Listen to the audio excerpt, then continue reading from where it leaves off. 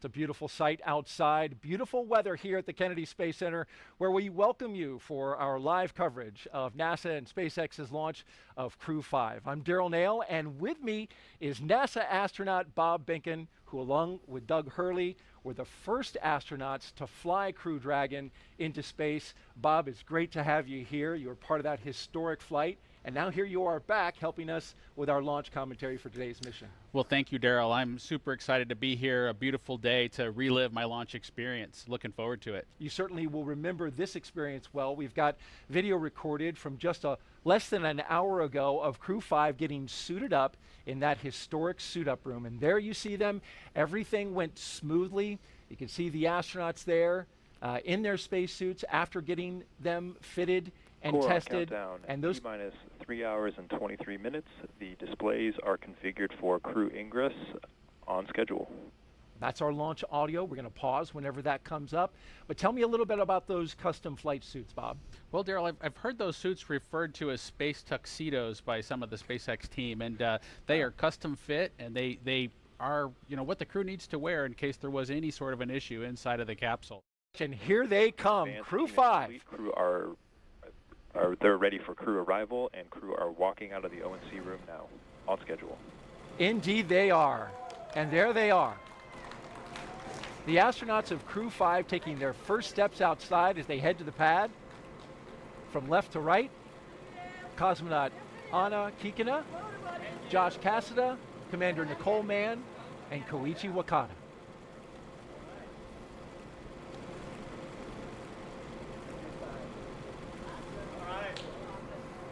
So that was a pose for a picture. And here they go to their ride out to the pad. 3 Teslas all lined up in queue, along with a full security escort. And the folks you see there, family, loved ones. This is a moment to have an exchange, Bob. It is. It's an opportunity for the crew, if you will, to take a little bit of a break from the technical briefs that they've been having this morning as they got suited up and understood what the weather conditions were. They get a chance to say goodbye to their families, see some smiling faces, again, have a little bit of a relaxing moment with their families before they get serious again and head out to the launch pad. It can be an emotional moment. Absolutely. You know, for the Demo 2 mission, my son was super excited to yell Launch America. So that was the one thing that you could absolutely hear. Even inside the suit with our deep insert earplugs, you could hear that Launch America tune when he sang it out. Look at that license plate. I was just noticing that. Blast off. Yeah, Daryl, the SpaceX team has been creative with those license plates. It's always cool to see what they add to the Teslas to make the experience just a little bit personalized. It's a nice touch. As you can see, the media in the background positioning themselves for a good shot as the Teslas roll out with a full security escort on a 20-minute drive to pad 39A.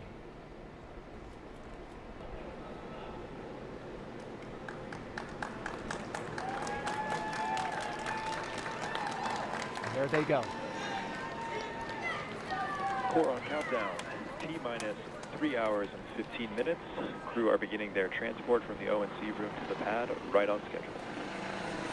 There's the call out from the SpaceX team. The crew now departing the Neil Armstrong Operations and Checkout Building. Slow rolling as they make a shot available for all of the media and photographers down there. They're beginning their 20-minute drive with a full security escort across NASA's Kennedy Space Center and out to launch pad 39A.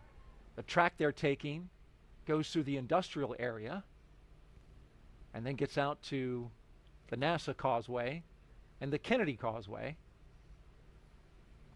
The weather here at Kennedy is nearly perfect for launch. Let's introduce you now to today's crew. We begin with Nicole Mann. The California native holds a Master of Science in Mechanical Engineering and is a colonel in the Marine Corps. Nicole was selected by NASA in June 2013, and today the Crew-5 commander will be flying into space for the first time. And once she reaches the space station, she'll be the first Native American woman to stay on station. Sitting next to Nicole is Josh Cassada. He grew up in Bear Lake, Minnesota. The physicist and U.S. Navy test pilot flew 23 combat missions. He later became an instructor at the U.S. Naval Test Pilot School, and more recently, he served as the capsule communicator in mission control. But today, he's the pilot aboard Dragon. In the role of mission specialist is veteran Japanese astronaut Koichi Wakata.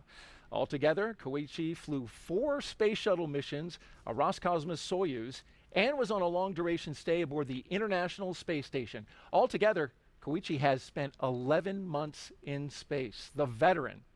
And the fourth member, the second mission specialist, is Roscosmos cosmonaut Anna Kikina. She graduated from the Novosibirsk State Academy of Water Transport in 2006. In 2012, Anna officially became a candidate for the position of test cosmonaut. Crew-5 will be Anna's first flight into space as part of the recent resumption of integrated crews on U.S. Crew spacecraft and the Soyuz with the Russian state space corporation Roscosmos. All right, the crew taking a turn onto the Saturn Causeway, and this is the road that leads to the Vehicle Assembly Building. Which is notable, Bob, because the astronauts right now taking a similar path to Hurricane Ian as it crossed the state and came over our area. That's the operations and support building behind it, but then behind that, going through here, is the Vehicle Assembly Building. And after studying the data, we learned the storm took that similar path. And as we widen out the view here, you can see, there it is, the Artemis logo, and a great shot of that Vehicle Assembly Building with the crew going by. Now, the Crew-5 launch was delayed several days due to Hurricane Ian taking aim at Florida. And after studying the data, here's the path that we found it took.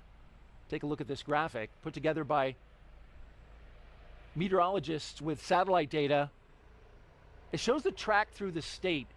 You can see the center of circulation, of course, the devastating impacts to the Fort Myers Beach area, more than 100 people killed, and complete devastation. By the time it crossed our area right there, you can see it came out the other side on Florida. Between pad 39A and 39B, and 39B is where we had our moon rocket, the SLS and Orion spacecraft. But officials here at NASA and the launch team with SLS made the decision to move the SLS indoors, and this is video from that day, 3 days prior. The mighty SLS and Orion spacecraft going into the shelter of the Vehicle Assembly Building as Hurricane Ian passed overhead. It's a 4-mile, 10-hour trek it was that day. And we got winds, Bob, over 96 knots at the top of one of the lightning towers out at pad 39B. So certainly the winds were whipping up high and down below, around 60 knots. It was a good move to put that rocket in the shelter. Yes, it's just remarkable to kind of have seen the track of the storm, have it come right through the Kennedy Space Center, and to be sitting here just a couple of days later getting ready to launch a crew into space. There you see the security vehicle pauses, comes off to the side, and the Tesla vehicles roll on, along with the MRAP in tow. And this begins the part of a really neat experience. Going up the slow grade as they pass the security checkpoint and into the blast danger area. This is an area only for the astronauts and the advanced team, as well as the closeout crew. It's a restricted area. And you go up that slow hill and you're looking right at that rocket. You know, Daryl, as you make your way to the launch pad, you kind of go through layers, if you will, of people that can be near you. So whether that's your family and your guests when you're back at the ONC building, but as you make your way to the pad surface, there are these milestones that you get past where you become more and more alone on your ride into orbit. And so heading up this hill to the launch pad surface, it's definitely a smaller group, and that group continues to shrink all the way to hatch closure. And in your case, until it was just you and Doug Hurley. That's true. It was just Doug and I, and of course all the support team that's reaching out to you via the radio to make sure that they're watching over and making sure that you're ready to head off into space. But it was definitely Doug and I alone with our thoughts. These 4 Crew-5 astronauts now actually on the pad surface. As you can see them driving onto it, there's a track that they just came over that goes around the launch pad. That's a relic from the space shuttle era as well as the Apollo. There's the base of the rocket, and dead ahead, the elevators to the launch tower that will take them up to the top of the Crew access arm and allow them to make entryway into the Crew Dragon.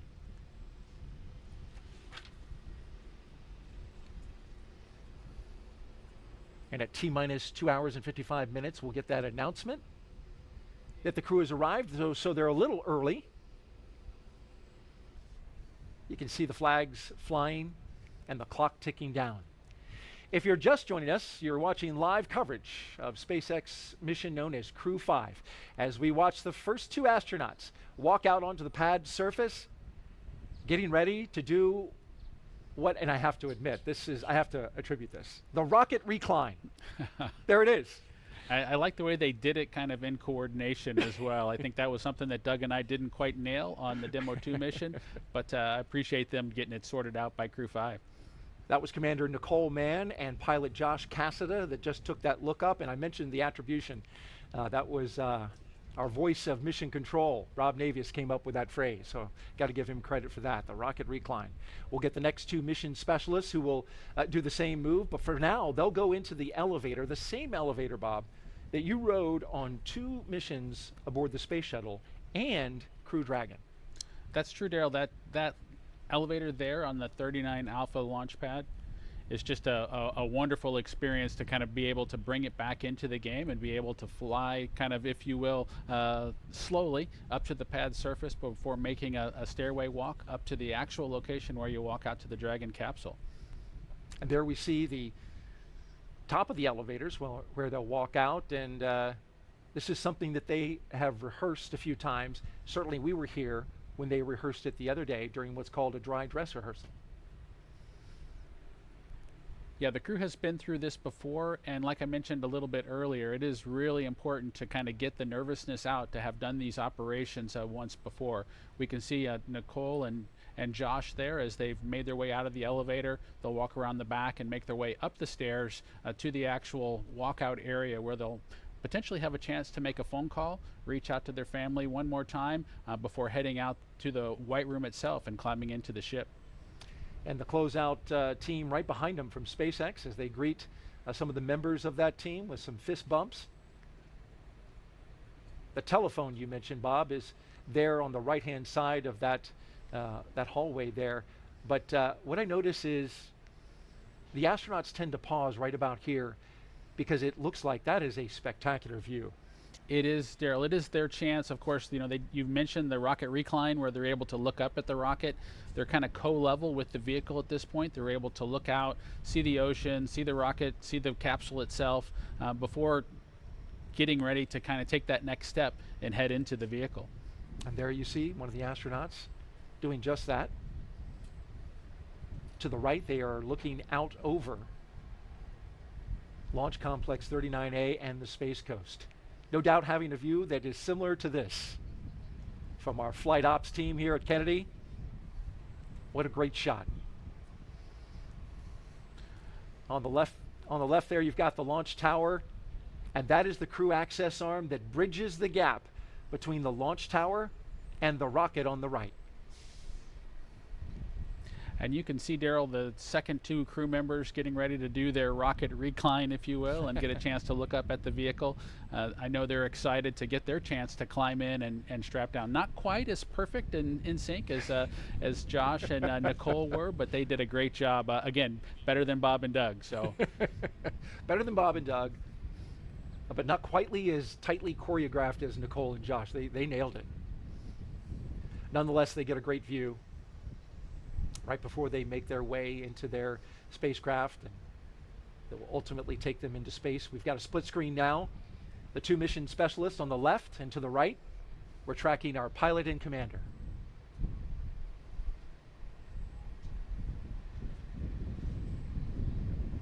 Now they stagger the astronauts in this fashion because everything is highly proceduralized, right? As they go through the lines, check off the mission milestones, and then also it's carefully choreographed because you want to have everybody being orderly as they get into the spacecraft. Absolutely, Daryl. There is a well choreographed checklist that the SpaceX team has on their tablets as they follow along with the crew accomplishing the steps in front of them. But remember, there's just a single hatchway, and they need to go in sequence, and it wouldn't be helpful for all 4 of them to be there at the same time. So we do bring them in sequence, Nicole boarding first, followed by the rest of the crew. Looking at the launch tower there, pad 39A. Bob, this is the same launch tower that launched the space shuttle. It's been, of course, renovated by SpaceX. They've made a lot of improvements in order to accommodate the Falcon 9, but it also has some throwback to the shuttle era. And there's part of the fixed service structure that's still a part of that structure today. That's true, Daryl. The 39 Alpha launch complex was modified to be able to handle the Falcon 9 rocket. And Doug and I were super excited to launch again from the exact same location. There are remnants of the shuttle program that are still kind of out there. There's a series of chevrons. You can kind of see them in the image there.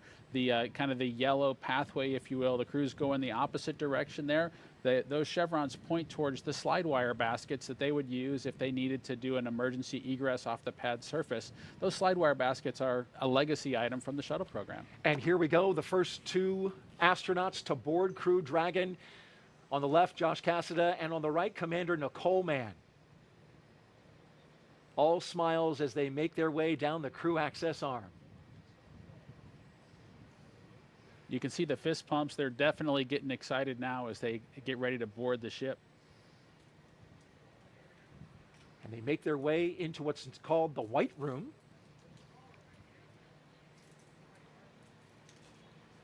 Do a photo op there. Core on countdown. And you can see 2 the hours space. and 47 minutes. Crew have arrived at the White Room just a little bit ahead of schedule. There's the announcement. And you can see one of the SpaceX techs handed Nicole Mann and Josh a Sharpie, which this is something that's actually on their to-do list for launch operations. And what they're going to do now is sign their signature onto the NASA meatball, or right there around it. That NASA meatball is encircled with signatures from all the previous NASA crews that have gone up to the International Space Station.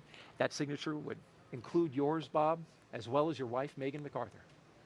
Yes, Joe, that's a nice tradition that the SpaceX team added and allowed kind of Doug and I to get started. And it's pretty neat to get your name added to the wall there, the White Room wall that leads to the Dragon capsules that head to space station.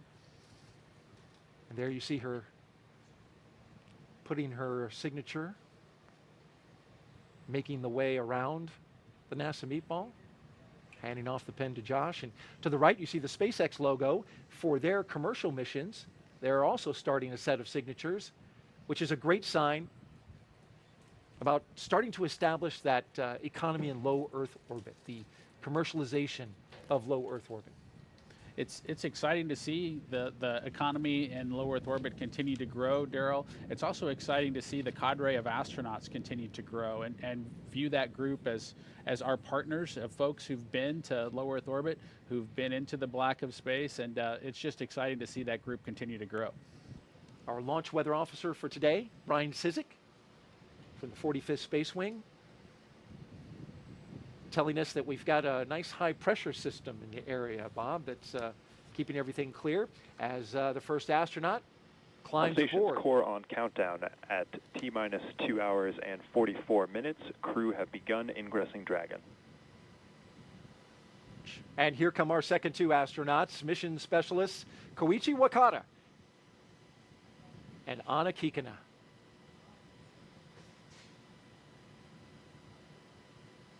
They're next up in the White Room. Big thumbs up from Koichi.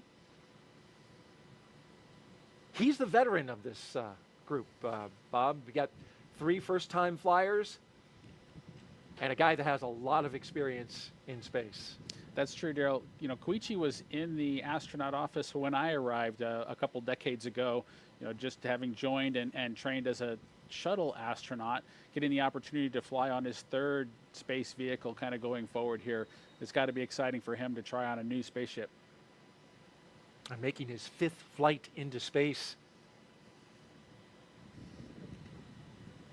And our mission specialists will now put their signatures on the White Room as the commander and pilot finish up securing their 5-point harness into their seat, getting a snug fit, as you can see there. Josh Cassada making sure everything is lined up correctly. Looks like he's got 4 hands. But those are his gloves. I'm sure an extra set of hands couldn't hurt. Yeah, no, he just has the 2 hands, just like the rest of us, but he does have the gloves there kind of taken off to kind of give him some additional dexterity as he tries to work through getting all the strap-in process completed. You mentioned the 5-point harness, much like a racing harness that the astronauts strap in with. Likely they won't need all of the capability of that harness as they head into orbit and take their ride, but it does provide some capability should the emergency escape system be activated to really keep them strapped tightly into their seats. So very exciting watching them getting settled in. We've got this awesome view of the Falcon 9 with Dragon on top, crew on board already. We have been watching the crew since this morning make their way to the launch pad, climb up the fixed service structure, walk across that beautiful crew arm that you see there on your screen, and now they are getting settled into each one of their seats, and there is the Crew-5 crew there on your right-hand screen. And the crew will remain in these spacesuits through the ascent portion of today's flight. They'll be able to get out of their suits and get a little more comfortable shortly after liftoff, but for the portion that is the most dynamic portion of the flight, they will remain in those spacesuits. And the primary function of those spacesuits is to protect the crew in an event of a cabin depressurization. And if that would occur, the suit could inflate to provide a habitable environment long enough for the crew to return home.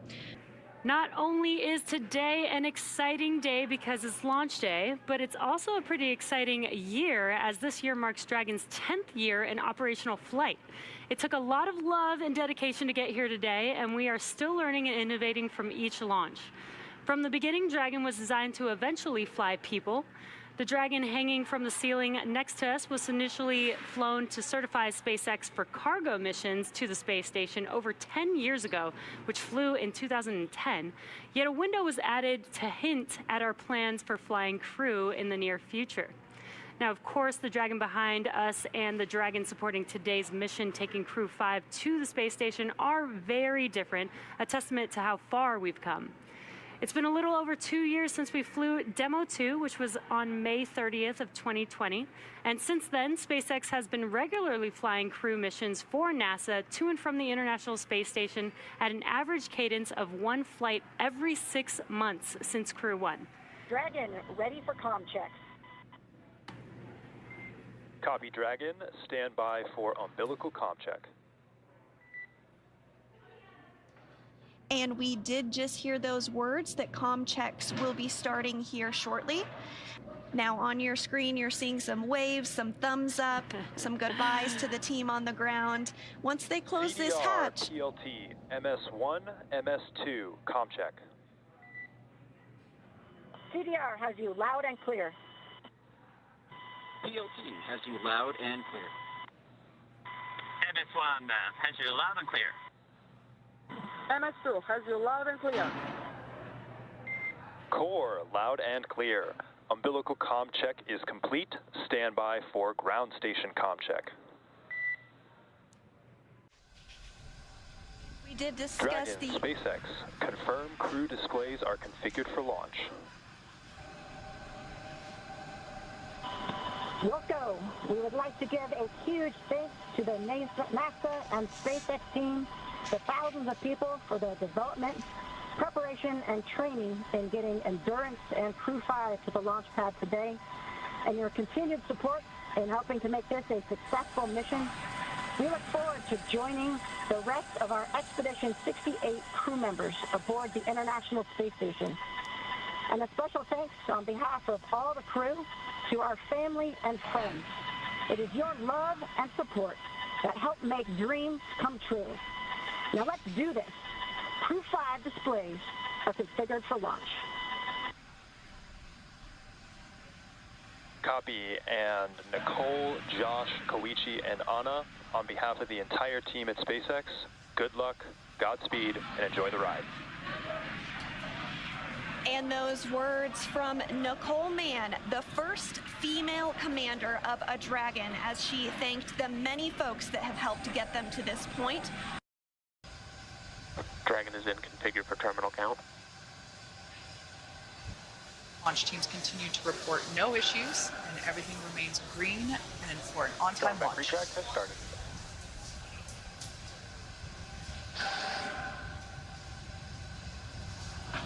And here in just a couple seconds, you might be able to see the strong back arm as it does begin to retract. As Kate said, it will recline 2 degrees. We can just barely make out that the clamp arms are now beginning to move.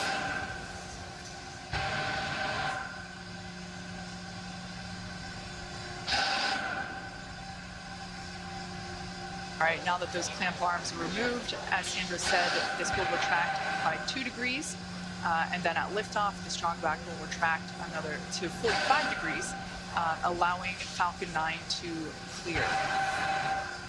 Strong back is part of the transporter erector, and the transporter erector is what provides the liquids and the gases and the electrical connections to the vehicle. It's also what we use to integrate the vehicle in its horizontal position, and we can see that 2-degree retraction just now complete. And the next call out that we should hear in about 20 seconds is that the first stage LOX load is complete.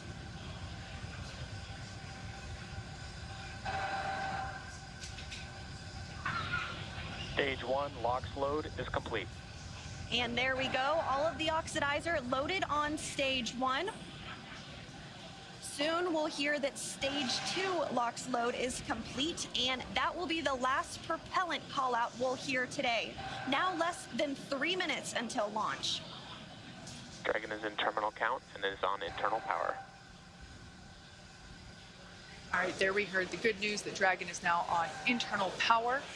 Again, the white clouds that you see there at the base of the Dragon trunk, totally normal. That's just the vapor from the liquid oxygen.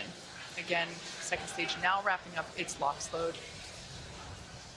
Excuse me, first stage wrapping up its LOX load just a few minutes ago, and now moving toward wrap up of second stage LOX load, which will complete at T-minus 2 minutes. Coming up on 2 minutes until liftoff, standing by for word that stage 2 LOX load has been completed.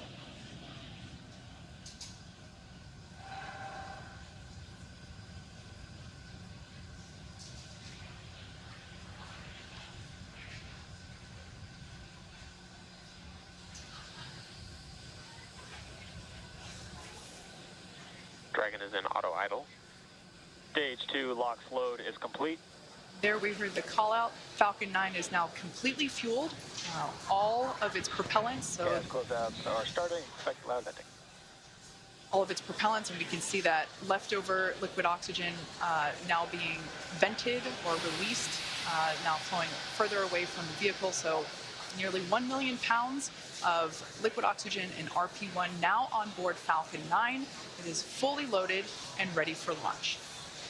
And coming up at T-minus 1 minute, we'll hear that Dragon is in countdown. Its flight computer will switch to countdown mode, and we'll hear that the flight termination system on Falcon 9 is armed. FPS is armed. Falcon 9 is in startup and is now controlling. And there you heard it, Dragon is in countdown. Dragon's flight computer in countdown. The flight termination system now armed. We should get the final go for launch from SpaceX launch director Mark Schultes. Dragon, SpaceX. Godspeed. Go for launch. SpaceX Dragon, go for launch. SpaceX T-minus reports 30 go. seconds. Crew reports go. 30 seconds until liftoff.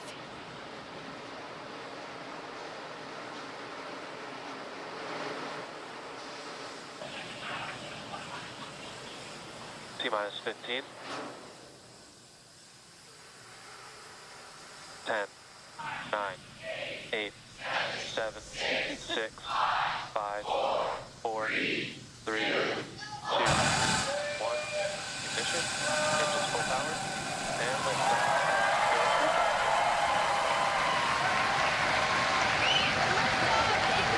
Six steps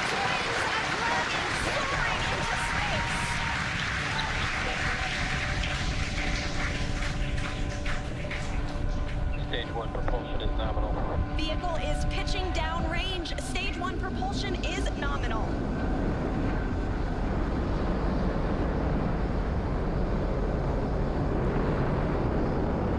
We're now at T plus 35 seconds into the 5th rotational crew mission on board Dragon and Falcon 9. Coming up in just a few seconds, we'll hear the call out for stage 1 throttle down. Stage 1 throttle down. Falcon 9 engines throttling down to help pass through the period of maximum dynamic pressure. This period is known as max Q, and once the vehicle, there we just heard that the vehicle is now traveling faster than the speed of sound. Once through max Q, we'll throttle those Merlin engines back up. Max Q. Stage 1 throttle up. Stage 1 throttle. Stage 1 Bravo. Copy, 1 Bravo. That call out for 1 Bravo means we're in the second and final abort mode for the first stage, continuing to get good performance. The crew is already pulling over 2 Gs. And next up is going to be a couple of events in rapid succession. First will be engine chill on the second stage and back engine. And there you heard that call out. And then we'll have MECO, or main engine cutoff, where the 9 engines igniting will cut off in preparation for second stage separation. Then we'll see the single Merlin vacuum engine on the second stage ignite and continue to carry the Crew-5 astronauts to orbit. Just like we did on first stage, that MVAC chill is intended to help pre-chill the hardware prior to the full flow of that densified liquid oxygen. Stage 1 throttle down. At this point in time, those 9 Merlin engines are beginning to throttle down in preparation for MECO, or main engine cutoff.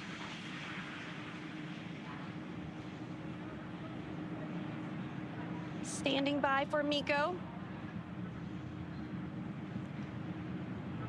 And MECO. Stage 2 Alpha. And stage separation confirmed. Copy, 2 Alpha. There we should see that second engine begin to ignite now. And obviously confirmed by the loud cheer behind us here at Mission Control Hawthorne. And we're also in 2 Alpha for the aborts if needed. Again, second stage is lit and continuing to carry the Crew-5 astronauts into orbit. We're now getting a view of the first stage after that stage separation. The second stage still being illuminated by that single Merlin vacuum engine, and that's on the right-hand side of your screen. First stage on the left-hand side of your screen making its way back to Earth. We will be attempting to land it on our drone ship, which today we are using Just Read the Instructions. Acquisition signal, Bermuda.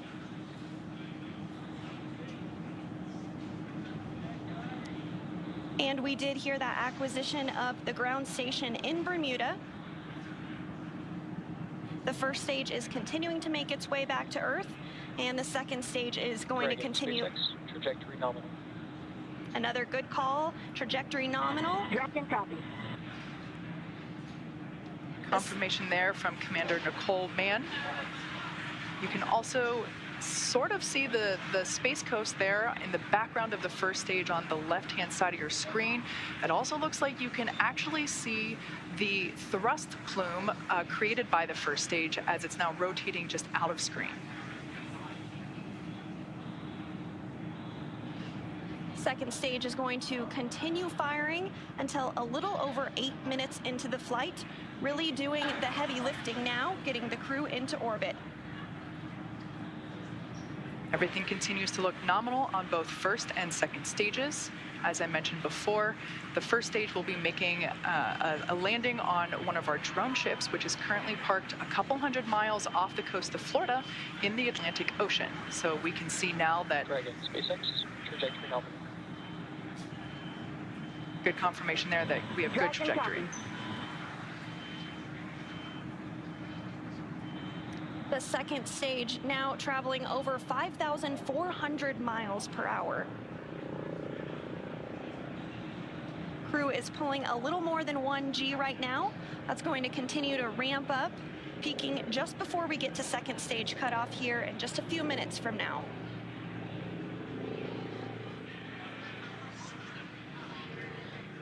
First stage will be performing 2 separate burns, a re-entry burn where we reignite 3 of the Merlin M1D engines on the first stage.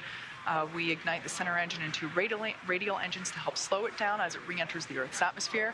And then the second final burn, and that will be the landing burn on our drone ship. And the single MVAC engine that you see. Trajectory nominal. The single MVAC engine that you see on the right of your screen is continuing to fire. We did hear another call out that trajectory is nominal. Crew heading in the direction that they are supposed to be. This single engine can produce over 220,000 pounds of thrust in the vacuum of space. Now over 200 kilometers in altitude. We will start to hit events now in a rapid succession as the first stage continues to make its way back to Earth and the second stage continues its burn. Just a couple minutes left in that burn. For those of you just joining us, just over 6.5 minutes ago, our 4 Crew-5 astronauts launched from Kennedy Space Center in Florida, and they are now making their way into orbit on the second stage inside Crew Dragon. Trajectory nominal. Which we're hearing that the trajectory on that is nominal. Dragon copy. They are safe inside Dragon Endurance, whereas the first stage on the left-hand side of your screen is making its way back to Earth. We are coming up to the re-entry burn, which, as I said before, we ignite 3 of the 9 Merlin engines to help slow the booster down as it re-enters the dense part of the Earth's atmosphere. As the entry burn completes, we'll be in the final... Stage 1, entry burn startup. So there we heard the Stage 2, call out. STS is safe. You can there see it on your screen that that entry burn has been initiated.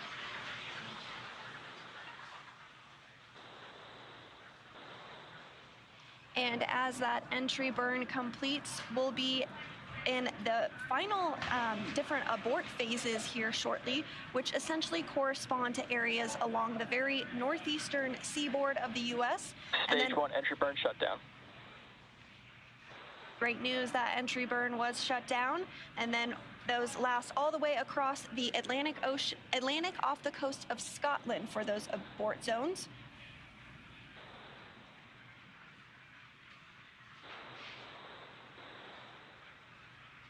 Everything continues to look nominal for both the first and second stages. Terminal guidance.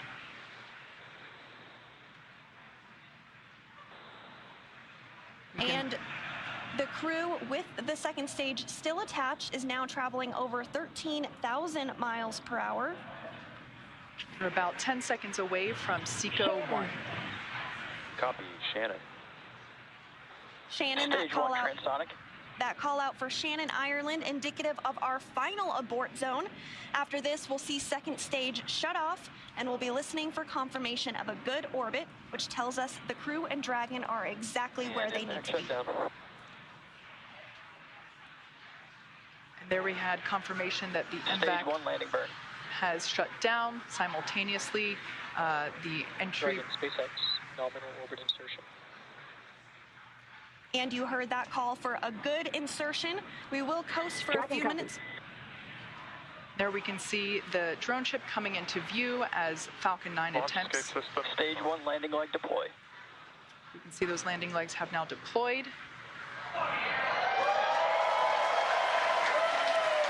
And as you can see on your screen, and you can hear by the clapping and cheering behind me, Falcon 9 has landed on our drone ship just with the instructions, parked off the coast of Florida. Signal. Okay.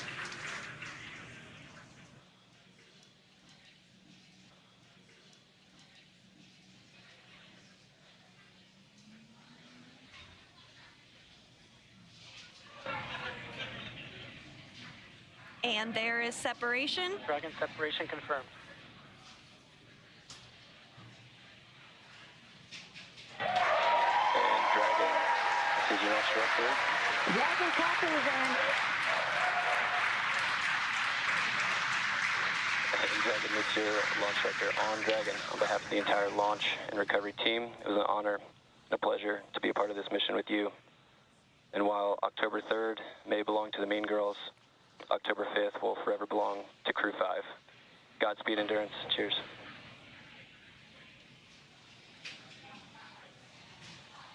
Awesome. Thank you so much to the Falcon team. Woo! That was a smooth ride uphill. You got 3 rookies that are pretty happy to be floating in space right now, and one veteran astronaut who's pretty happy to be back as well. Let's see what you got to say, Koichi. Falcon team, it was a smooth ride, and I see all the 3 happy faces here. Back in 0G, and I appreciate all the help to give us a smooth ride and training. And thank you so much. ジャックさんの支援隊の皆さん、非常にスムーズな打ち上げでした。打ち上げご支援していただいた皆さん、応援に駆けつけてくださった皆さん、ありがとうございました。この調子でチームワークを持って頑張ります。Thank you for your support. Anya. Thank you, Falcon 9 and fellow agencies, to Roscosmos, NASA, and JAXA, and C6 exactly for giving us this opportunity. We're so glad to do it together. And thank you for everybody, for all people who with us. Спасибо большое всем агентствам Роскосмос, НАСА, JAXA и, естественно, SpaceX за предоставленную нам возможность. Мы рады всем экипажам делать то, что мы сейчас делаем. И большое спасибо всем людям, кто сейчас с нами.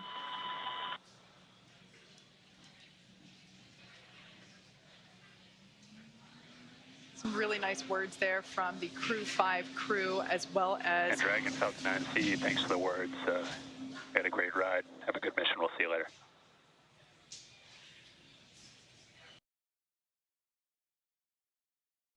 And Dragon, cameras are internal. Also getting some great views inside the capsule here, so if you all want to get a chance to talk about your indicator, we'd all love to hear some.